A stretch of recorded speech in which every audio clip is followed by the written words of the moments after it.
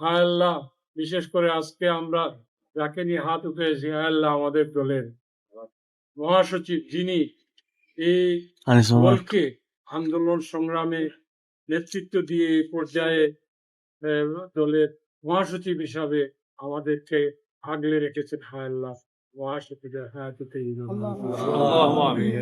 হায় আল্লাহ, আমাদের নেতা শহীদ রাষ্ট্রপতি জিয়াউর রহমান এই দেশের জন্য যুদ্ধ করেছেন, মুক্তিযুদ্ধের ঘোষণা দিয়েছেন। আল্লাহ, আমাদের নেতা শাহাদাত বরণ করেছেন। হায় আল্লাহ, আমাদের নেতাকে আল্লাহ জান্নাত দান করেছেন।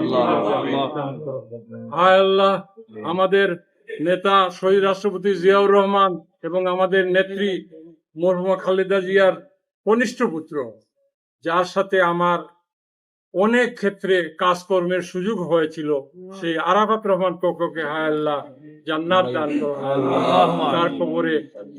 তার কবরে জান্নাতের সাথে যোগসূত্র তৈরি করে দেওয়া। হায় আল্লাহ, হায় আল্লাহ, আমাদের নেতা তারেক রহমান দীর্ঘ 17 বছর, 17.5 বছর প্রবাসে এই অতীতের ফেসিস জুলুমবাজ সরকারের বিভিন্নভাবে মানসিক নির্যাতনে, পারিবারিক নির্যাতনে সহ্য করে প্রবাসী ছিলেন। হায় আল্লাহ, এখন স্বদেশে এসেছেন, আমাদের নেতৃত্ব দিচ্ছেন, এই জাতিকে নেতৃত্ব দিচ্ছেন।